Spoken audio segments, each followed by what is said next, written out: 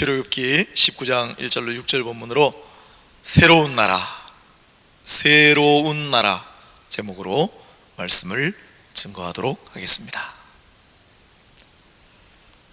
코로나 바이러스 사태가 장기화되고 있음에 따라 많은 사람들이 이게 단순한 전염병이 아니고 전 지구적인 지금 사태이기 때문에 이게 끝나면 무언가 새로운 변화가 있을 것이다, 지금 확신하고 말하고 있습니다.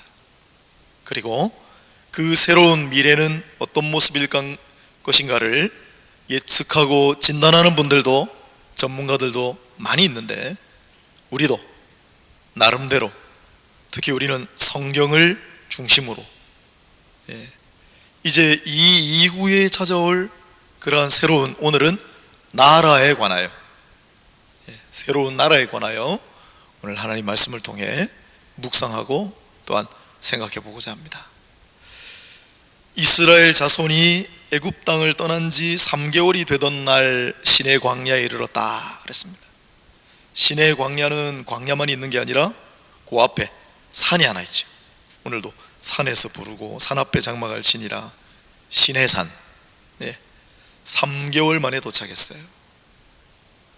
여러분, 이스라엘 백성이 3개월 만에 시내산, 시내 광야에 도착할 때까지 얼마나 많은 격변의 시간들을 보냈습니까? 노예살이, 종살이를 하고 있었지만은 그래도 수백 년 동안을 살아왔던 애굽이라고 하는 땅에서 박차고 나왔습니다. 쉽지 않아요. 수백 년 동안 살았던 땅인데 그 땅을 이제 마침내 박차고 나왔어요. 나올 때 이집트 군대가 추격하는 무서운 현장 속에 바다가 눈앞에서 갈라지는 기적을 체험했습니다. 광야를 지나는데 만나와 메추라기가 하늘에서 떨어져 그걸 먹고 지내는 기적의 나날들이었어요. 사막 같은 광야를 헤매는데 목이 말라서 3일 동안 물을 마시지 못하는 그 고통 속에서 쓴물을 만나 쓴물을 단물로 변화시켜주는 하나님의 역사, 반석에서 물이 나오는 하나님의 역사를 체험했습니다. 참 별일이 다 있었지요. 그리고 시내산에 지금 도착한 거예요. 우리도 이제 지난 3개월 동안 본격적으로 우리가 코로나 바이러스 사태에 맞이한 게 3개월 지금 됐습니다. 2월, 3월, 4월. 지난 3개월 동안 우리도 많은 일들을 겪었습니다. 물론 여기 이스라엘 백성들 겪은 거에 비하면 그렇게 정도가 심하진 않지만 우리도 많은 일들을 겪었습니다. 딱 3개월이네요. 자, 이렇게 3개월 만에 시내산에 도착해서 지난 날들을 돌아볼 겨를도 없을 정도로 하나님께서 모세를 산으로 부르셔서 말씀을 주셨어요. 제일 처음으로 주신 말씀이에요. 여러분, 400년 동안 이상을 애굽에서 종살이, 타향살이를 하다가 이제 비로소 이 새로운 땅으로 와서 지난 3개월 동안 놀라운 일들을 정신없이 겪었던 이 백성들에게 하나님께서 제일 먼저 들려주신 말씀이 뭘까요? 그게 오늘 본문입니다. 그게 오늘 본문입니다. 내 말을 잘 듣고, 결론은 내 말을 잘 듣고 언약을 지키면 너희는 내 소유가 되겠고 제사장 나라가 될 것이며 거룩한 백성이 되리라. 이전에는 여러분 아시잖아요. 야곱이라고 하는 사람이 일가 한 70명 정도, 한 가문이 이집트로 내려갔어요. 나라가 없었습니다. 이집트에서 많은 백성들 번성했지만 남의 나라니까 자기 나라는 없는 거죠. 그리고 시내산에 도착했을 때 이제 하나님께서는 이 백성들에게 사실상 첫 번째 나라, 새로운 나라를 약속하시는 장면입니다. 내가 너희로 하여금 새로운 나라를 일으키게 하리라. 내가 너희를 통하여 이 땅에 새로운 나라를 세우리라. 이게 제일 먼저 들려주신 약속이었어요. 그러면 그 새로운 나라의 모습은 어떤 나라인가? 그리고 어떻게 하면 그 새로운 나라를 세울 수 있겠는가? 그게 오늘 본문 말고 뒤에 이어지는 구절에 쭉 나와요. 내 말을 듣고 언약을 지키면 했잖아요. 무슨 말입니까? 무슨 하나님 말씀이죠? 그게 출애굽기 20장, 21장, 22장, 23장까지의 하나님 말씀이고, 우리가 보통 시내산 율법이라고 부르는, 그 다음에 24장은 시내산 언약이라고 부르는 언약장이에요. 그러니 이와 같은 말들을 잘 듣고 언약을 지키면 너희는 내 소유 거룩한 백성, 그래서 제사장 나라, 새로운 나라를 세우게 될 것이다. 그러면 이 말을 잘 듣고 언약을 지킨다, 그리고 그를 통하여 이루어지는 새로운 나라는 어떤 나라일까요?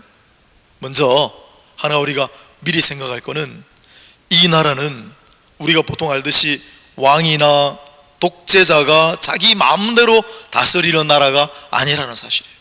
하나님 나라예요.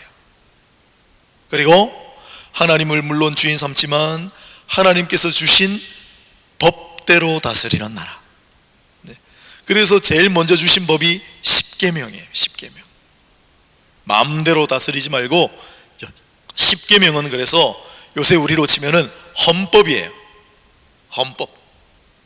그리고 그 십계명을 더 구체화시킨 많은 법들이 뒤에 있습니다. 그래서 출애굽기에는 시내산 율법, 레위기에는 성결법전, 민수기는 광야법전, 신명기는 통째로 신명기법전, 헌법에 해당하는 십계명, 그리고 거기에 따르는 많은 법들을 하나님께서 제정해 주셨어요. 그리고 이에 근거하여 통치하고 다스리라. 이거 쉽지 않아요. 그러나 모세는 그러한 이야기들을 잘 이해하고 있는 사람입니다. 왜냐하면 모세보다 한 300~400년 전에, 지금 우리 성경에 나오는 바벨론 말고 고대 바벨론에 있습니다. 그 고대 바벨론에 함무라비라고 하는 왕이 있었는데, 일반 역사에는 너무 유명한 왕이지만 성경에는 안 나옵니다. 왜 안 나올까요? 아무리 유명하고 아무리 위대한 업적을 남겼어도 하나님이 인정하셔야 돼요.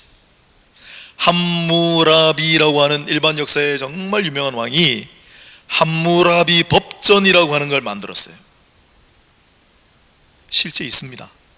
높이가 한 2m 25cm 정도 되는, 큰 사람보다 조금 더 큰 새카만 돌로 만든 그 비석 같은 데다가 깨알같이 새겨놨어요. 228개의 조문이 있습니다. 이거를 발굴을 했는데 지금 어디 있느냐? 나중에 여행이 좀 자유로워지고 이제 안전해지면 프랑스에 가시면은 파리에 르브르 박물관이 있는데, 그 프랑스 박물관에 프랑스 사람들이 그 갖다 놨습니다. 함무라비 법전. 거기에 세세한 조항들이 정말 많이 나옵니다. 깜짝 놀랍니다. 모세는 그걸 알고 있습니다. 그래서 하나님께서는 모세에게 비슷한 법전을 주셨는데, 그게 십계명하고 율법입니다. 그런데 이 율법과 십계명은 함무라비 왕이 만들었던 그 법하고는 본질적으로 다릅니다. 여러분, 함무라비 왕의 법전 제일 앞에는 뭐라고 되어 있는 줄 아세요? 나 함무라비 왕은 이 땅에 정의를 세우고 태양과 같이 온 세상을 비출 것이다. 자기가 뭔데? 인간에 불과한데도. 그래서 함무라비 왕의 법전은 고대 법전이고 유명하긴 하지만 그건 사람의 법, 인법이에요. 모세가 받은 십계명과 율법은 신법이에요. 하나님의 법입니다. 본질적으로 달라요. 그 하나님의 법에 기반하여 근거를 두고 세워지는 나라, 법에 의해서 다스려지는 그런 나라, 그게 새로운 나라예요. 이렇게 그 본질적인 차이도 중요하지만은, 그러나 더 중요한 거는 이 하나님께서 주신 말씀, 하나님께서 주신 그 법의 내용입니다. 십계명과 뒤에 율법을 가만히 보면 우리는 크게 한 3~4가지 원리를 발견할 수 있어요. 그 중에 하나, 안식과 관련된 건 다음번에 참된 안식의 의미를 한 번 더 하겠습니다.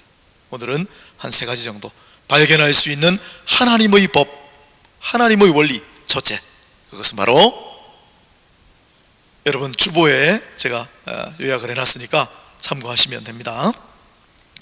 인간을 수단이 아니라 목적으로 여기는 나라다라는 것입니다. 인간을 수단이 아니라 목적으로 여기는 나라. 여러분, 하나님을 수단으로, 하나님을 하나의 도구로 여기는 사람이 있을까요? 무슨 말이냐면, 나는 하나님을 왜 믿냐면 내가 잘 살고 건강하고 하기 위해서 하나님을 믿습니다. 물론 그것도 중요하지만 그것만 가지고 신앙생활 한다면 그건 하나님을 도구나 수단으로 여기는 거잖아요. 우리는 하나님을 도구나 수단으로 여기지 않습니다. 하나님은 우리의 삶과 신앙의 목적 그 자체인 줄로 믿습니다. 사람도 마찬가지라는 거예요. 사람은 누군가를 위한 수단이나 도구의 존재가 될 수 없다. 어떻게 할 수 있느냐면요, 10계명 여러분 생각해 보세요. 1계명부터 4계명까지는 하나님을 섬기라, 우상 만들지 말라, 안식하라, 하나님을 섬기는 거예요. 그건 논외로 합시다. 그건 뭐 말할 것 없이 우리가 다 알고 있는 내용이니까. 5계명부터 마지막 10계명까지는 사람에 관한 계명이죠. 부모를 공경하라, 살인하지 말라, 간음하지 말라, 도둑질하지 말라. 무슨 뜻입니까? 다른 사람의 목숨 함부로 취하면 안 된다. 다른 사람의 몸 함부로 상하게 하면 안 된다. 다른 사람의 것 마음대로 뺏으면 안 된다. 왜? 사람을 존중하라. 왜 그래야 합니까? 하나님의 형상으로 지으신 존재이기 때문에 인간은 존엄이 있어요. 인간의 존엄성, 그 인간의 존엄성을 인정하고 서로 존중하고, 법에 의해서 다스리라는 건 마음대로 독재적으로 독단적으로 누군가의 권리를 뺏지 말고 철저히 법에 의해, 그건 인간의 자유와 평등을 보호하기 위한 거예요. 이건 요새 하는 얘기인데 이게 출애굽기에 다 적혀 있으니까 놀랍습니다. 여러분, 율법, 시내산 율법 출애굽기 21장 제일 먼저, 10계명은 지났으니까 율법 가운데 제일 첫 번째 조항이 뭘까요? 수많은 율법이 있습니다. 율법 가운데 제일 첫 번째 조항은 출애굽기 21장 2절 보세요. 이게 놀라운 구절입니다. 출애굽기 21장 2절 제가 읽어보겠습니다.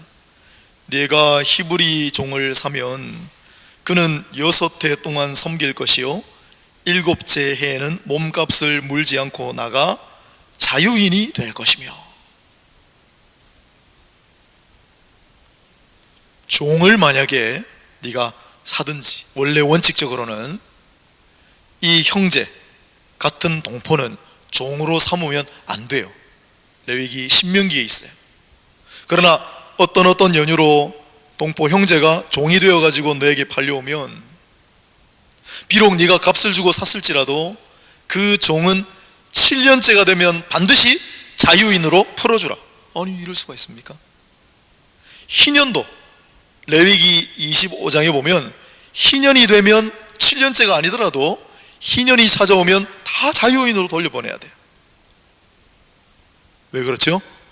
노예 종이라도 그도 한 사람이다. 인간으로서 존중하라고 하는 이러한 조항은, 이건 정말 놀라운 구절입니다. 이 3000년 4000년 전에 어떻게 이런 조항들이 존재할까요? 신명기서에 보면요, 여러분, 출애굽기 23장 4절을 보면, 출애굽기 23장 4절에는 만약에 여러분들을 미워하고 해코지하고 정말 그동안 나에게 손해를 많이 끼쳤던 원수가 있는데 길을 가다 보니까 그 원수의 집에 속한 나귀나 짐승이 홀로 돌아다니고 있어. 그럼 여러분 어떻게 하시겠습니까? 그거 뭐 가지면 절도가 되니까 왜 딴 데로 빨리 가버려라, 뭐 그러지 않겠어요? 그런데 출애굽기 23장 4절에는 네 원수의 길 잃은 나귀나 짐승이라도 임자에게 돌려줘라. 그 사람 거니까. 그런데 신명기 23장을 보면요, 신명기 23장 15절을 보면 만일 주인에게서 떠난 노예가 너에게 찾아오면, 도망친 노예예요, 도망간 종이에요. 도망친 종이나 노예가 만약에 너희 집이나 너희 땅으로 찾아오면 어떻게 해야 될까요? 주인에게 돌려주지 말고 안전한 곳에, 자기가 가고자 하는 곳에 두고 그를 돌보라 해요. 이런 구절이 어떻게 있을 수가 있어요? 왜 그렇습니까? 인간으로서의 존엄. 종이고 노예라도 인간으로서의 이 존엄입니다. 그걸 존중하고,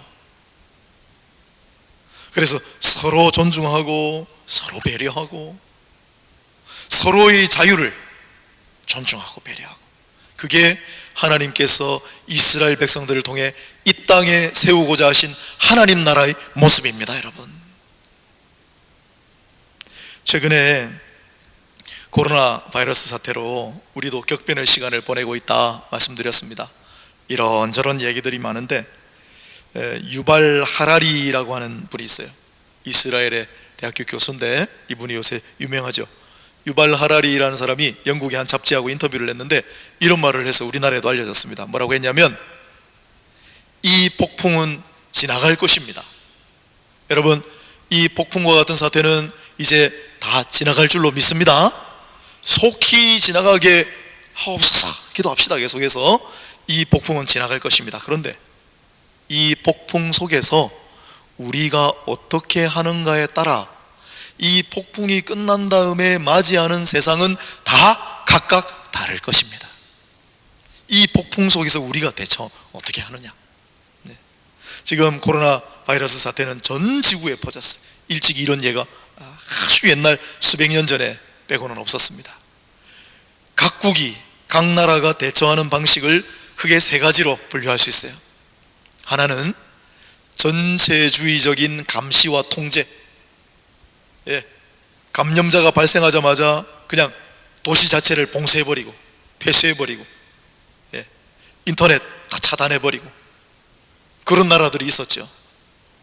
또 완전 반대편에 있는 그런 나라는 자유방임, 마스크 안 써도 됩니다.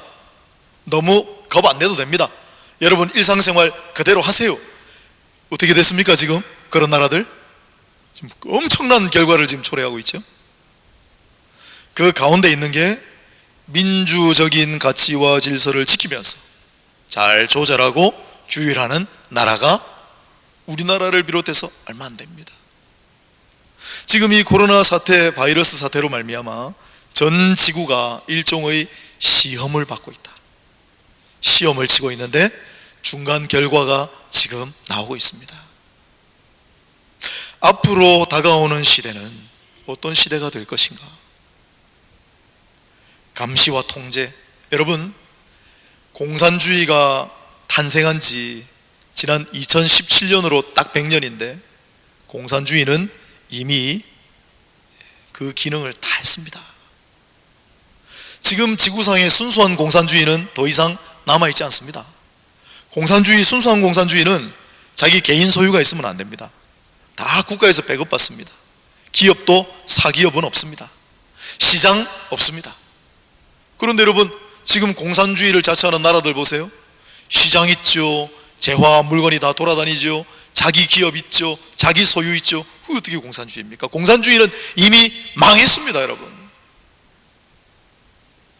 지금도 공산주의, 사회주의적인 가치를 주장하는 사람들이 있다면 그분들은 미안합니다만은 완전히 시대착오적인 발상을 하는 분들입니다.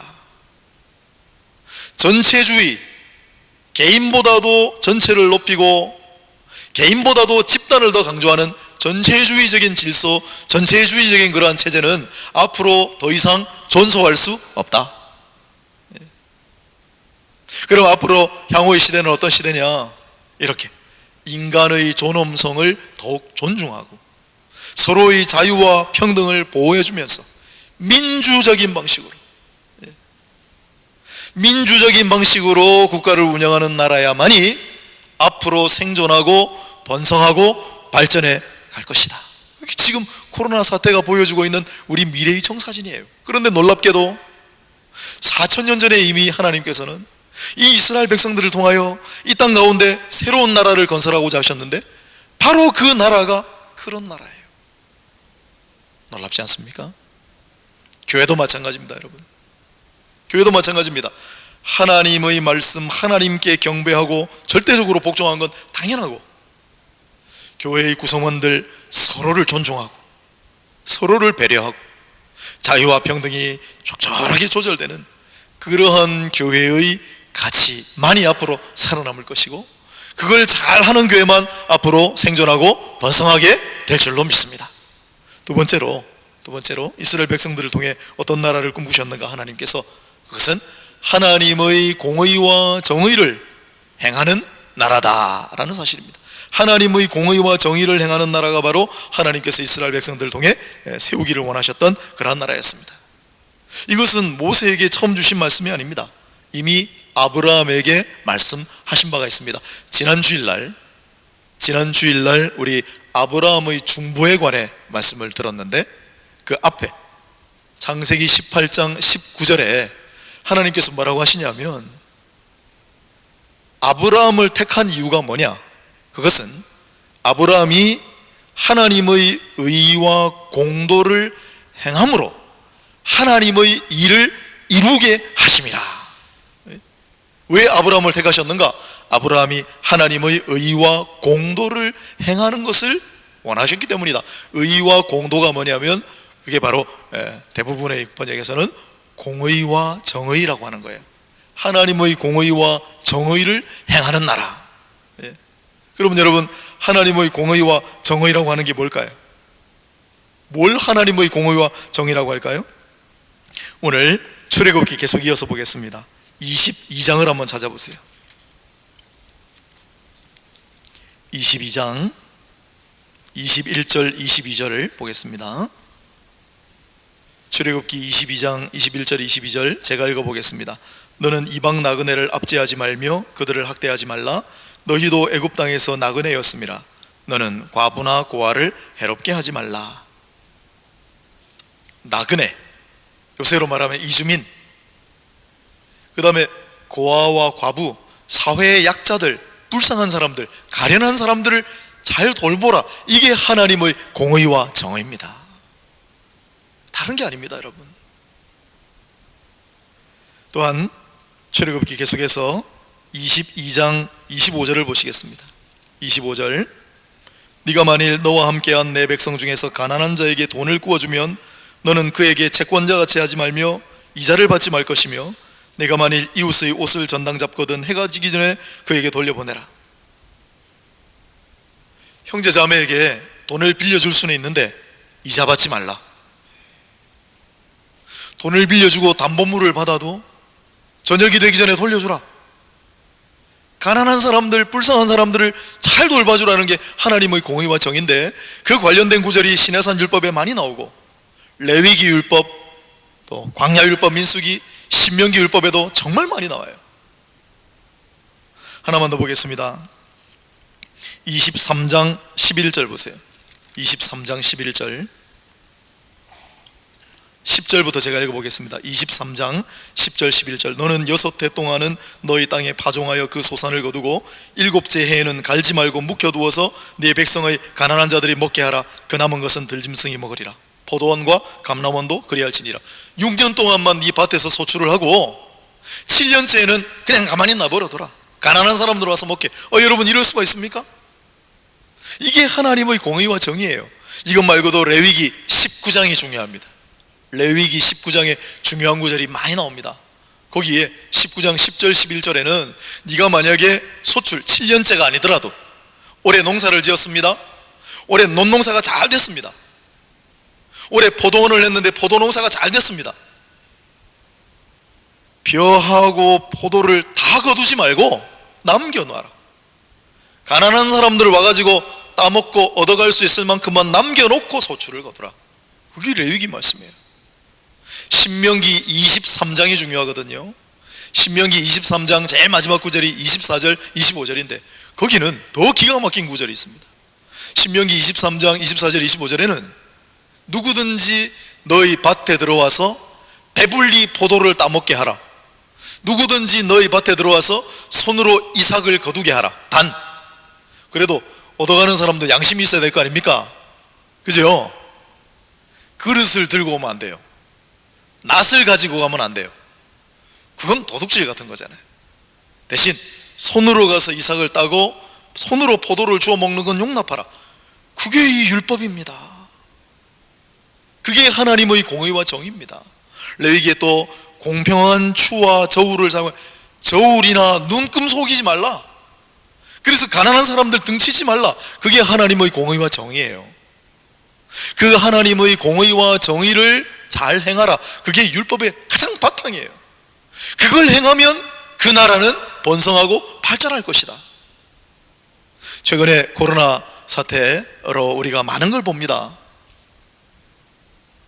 어떤 나라는요, 돈이 없는 사람들은 코로나 바이러스 검사도 못 받는 나라가 있습니다. 너무 비쌌어. 그럼 그런 사람들은 어떻게 합니까? 자기가 병에 걸렸는지 걸리지 않았는지도 모르고 죽어가는 분들도 있어요. 여러분, 돈이 없다고 검사조차, 치료가 아니라 검사조차 못 받아야 되겠습니까? 그 나라 국민이 아니라고 노숙자, 또 세금 안 낸다고, 그래서 아예 검사 대상에서도 배제되는 그런 나라들을 우리는 지금 보고 있습니다. 우리나라 아닙니다. 여러분, 그 땅에 사는데 세금 안 낸다고 노숙자, 그 땅 사람이 아니라고 이주민들 검사 안 해주는, 그게 되겠습니까? 고아와 과부와 나그네와 객을 선대하라는 게 하나님 공평과 정의인데, 경제 때문에 검사를 늦추다가 지금 확진자가 막 겁나게 지금 늘어나고 있는 그런 나라가 있죠. 이런저런 다른 이유 때문에. 여러분, 뭐가 중요합니까? 경제가 중요합니까? 인간의 존엄과 인간의 가치와 인간의 건강과 인간의 생명, 그거보다도 앞서는 가치가 있습니까? 더더군다나 힘 없고 연약하고 가난하고 불쌍한 사람들은 스스로 못하니까 도와주라는 거예요. 그게 하나님의 공의와 정의예요. 앞으로 이러한 하나님의 공평과 정의를 잘 행하고 실천하며 나가는 교회는, 또한 그러한 나라는 온 세상으로부터 존경받고, 그러한 교회는 반드시 빛을 발하며 앞으로 번성하고 발전해 나갈 줄 믿으셔야 됩니다. 마지막으로 세 번째, 하나님께서 이 백성들을 통해 이 땅에 세우고자 원하시는 나라는 신뢰의 가치를 소중히 여기는 나라입니다. 신뢰의 가치를 소중히 여기는 나라. 십계명 마지막 두 구절이 뭐죠? 십계명의 마지막 두 구절, 네 이웃의 것을 탐하지 말라예요. 왜 그것만 두 개입니까? 왜 이웃의 것을 탐하면 안 됩니까? 그건 공동체의 신뢰관계가 있기 때문에, 믿고 항상 개방하고 있는데 믿는 사람이 속이면 안 된다는 거죠. 여러분, 출애굽기 22장을 다시 보시면은, 출애굽기 22장에 다른 사람, 이웃의 소나 짐승을 만약에 도둑질 하잖아요. 들키면 아유 미안합니다, 잠시 내가 눈이 멀어가지고 돌려드릴게요, 그러면 됩니까? 아니에요. 4배나 5배나 변상해야 돼요. 왜 그렇죠? 신뢰관계를 파괴했기 때문에. 이웃이니까. 근데 그 신뢰관계를 내치면서 물건을 훔쳐갔으니까 배상하게 만드는 거예요. 출애굽기 22장 7절을 제가 한번 읽어볼게요. 22장 7절, 사람이 돈이나 물품을 이웃에게 맡겨 지키게 하였다가, 물건이나 돈이나 사람이나 이것을 이웃에게 맡긴 경우에 규정이 많습니다. 그 뒤에 15절까지 이어집니다. 뭡니까? 신뢰관계예요. 서로 신뢰관계를 해치지 말라는 게 이 율법의 굉장히 중요한 정신이에요. 그리고 그 신뢰관계의 정점이 바로 언약이라는 것입니다. 여러분, 23장까지는 율법을 이야기하고 24장이 언약입니다. 하나님께서 말씀하십니다. 자, 이제 너희들 나와 약속하자. 언약을 맺자. 이 약속을 어기지 말아라. 내 말을 잘 듣고 언약을 지키면 너희는 제사장 나라, 새로운 나라가 될 것이다. 여러분, 약속은요 서로의 신뢰관계에 바탕합니다.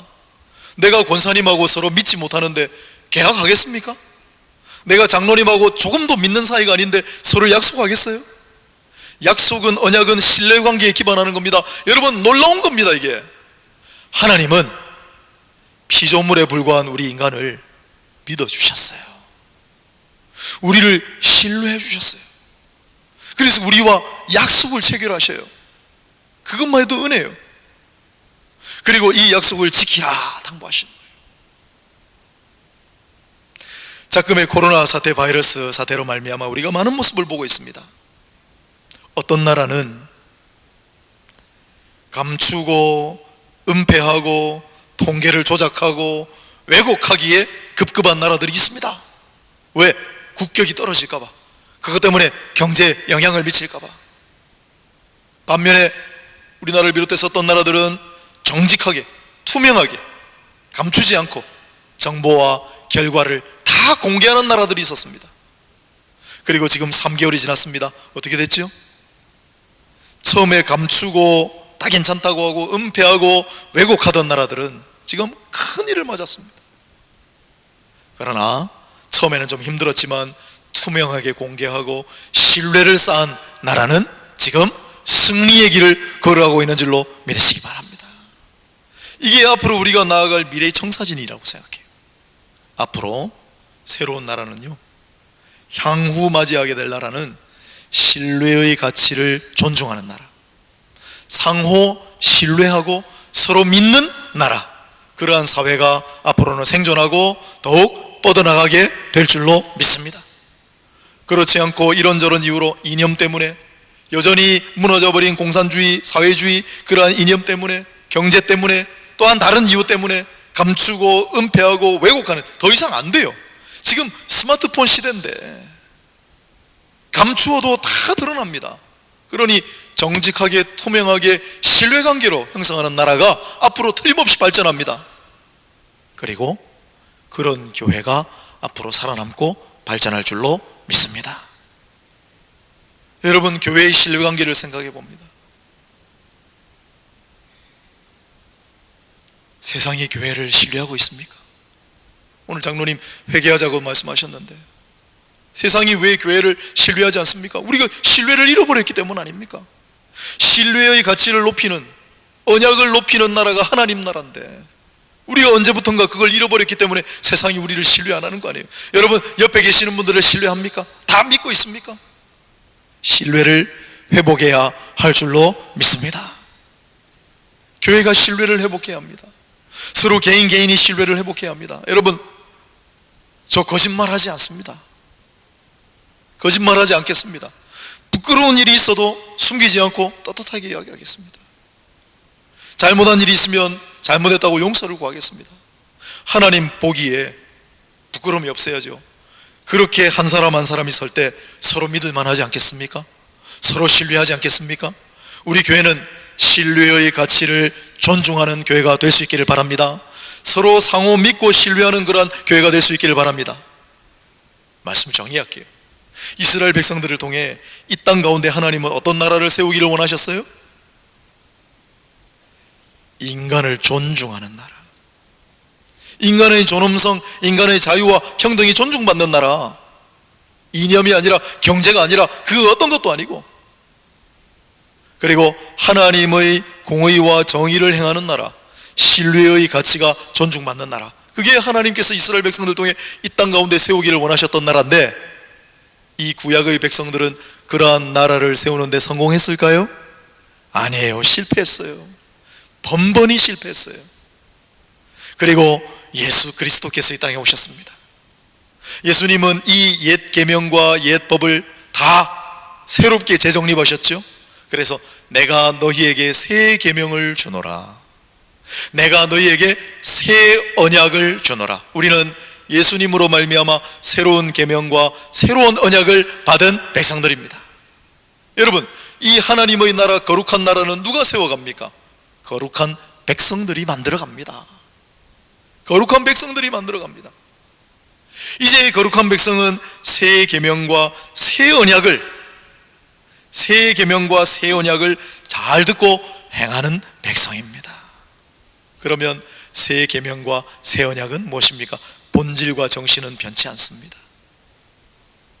여러분, 인간의 존엄을 제일 먼저 말씀드렸는데, 우리는 하나님을 알고 우리는 하나님께 은혜 받은 사람들인 줄로 믿습니다. 많은 은혜를 받았지만은 첫 번째로 말한다면 하나님께서 우리를 지어주시고 우리를 존중해 주시는 은혜예요. 우리를 사랑해 주시는 은혜예요. 하나님께서 여러분들을 사랑하십니다. 하나님께서 여러분들을 존중하십니다. 그런 은혜를 받았습니다. 이걸 모르는 사람들이 너무 많잖아요. 그 사람들에게 우리가 어떻게 해야 되겠습니까? 우리가 받은 이 존중, 우리가 받은 이 사랑을 그대로 알게 해주고 나누어 줘야 되지 않겠습니까? 그게 우리가 이루어 나갈 나라요, 그게 우리가 이루어갈 교회의 모습입니다. 거룩한 백성, 거룩한 신자로 그러한 나라, 그러한 교회를 이루어가는 저와 여러분 될 수 있기를 축원합니다. 두 번째는 뭐였습니까? 하나님의 공의와 정의를 행하는. 여러분, 우리 힘들고 고달플 때 인생의 역경 가운데 하나님께서 우리를 얼마나 긍휼히 여겨주시고 얼마나 불쌍히 여겨주셨어요. 여러분, 하나님께 받은 긍휼과 온정이 얼마나 많습니까? 연약할수록, 가난할수록, 힘이 없을수록 하나님이 아껴주셨잖아요. 오늘 본문에도 보세요. 19장에 내가 너희를 어떻게 했다고요? 다 독수리 날개로 업어서 내게로 인도하였다. 하나님께서 특별히 연약하고 특별히 가난하고 특별히 어려운 지경에 있는 분들을 사랑하십니다. 긍휼히 여기십니다. 잊지 마시기 바랍니다. 힘을 내십시오. 더 용기를 내십시오. 그리고 이걸 알 길이 없는 많은 사람들에게 하나님의 그 긍휼과 하나님의 그 자비를 알게 하고, 그리고 우리 받은 이 은혜를 나누어 주고 베풀어 줄 수 있는 그러한 거룩한 백성, 거룩한 신자가 되어서 하나님의 나라, 그리고 하나님의 교회를 이루어가는 저와 여러분이 될 수 있기를 주님의 이름으로 축원합니다. 마지막으로 또 신뢰의 가치. 하나님 우리를 믿어주셨어요. 하나님 우리를 신뢰해 주셨습니다. 그런데 하나님께서 내게 주신 그 신뢰를 무너뜨리고 깨버리고 그 하나님의 마음을 아프게 하는 그러한 일이 있으면 안 되겠어요. 회개합시다, 여러분.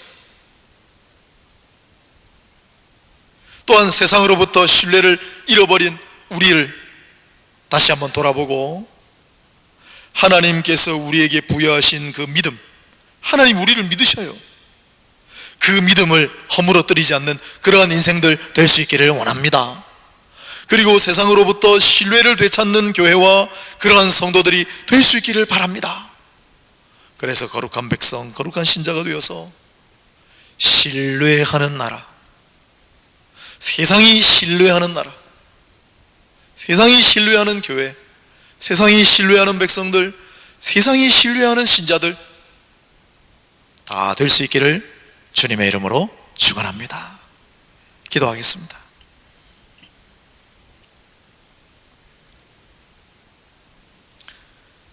하나님, 이스라엘 백성들을 너무 사랑하시고 존중하셔서 그들의 존엄을 높이시고 공의와 정의로 그들을 보살피시며 그들을 신뢰하셨습니다. 하지만 구약의 백성들은 하나님 원하시는 나라를 이루어드리지 못했죠. 오늘 예수 그리스도를 믿음으로 새 계명과 새 언약의 주체가 된 우리는 이제 새로운 계명과 새로운 언약을 잘 듣고 행함으로 인간을 존중하고 서로 배려하며 사랑하며 공의와 정의를 행하며 신뢰의 가치를 높이고, 그리하여 이 땅 가운데 참된 하나님의 나라, 참된 교회를 이루어 나가는 거룩한 백성들, 거룩한 신자들이 다 되게 하여 주옵소서. 예수님 이름으로 기도드립니다. 아멘.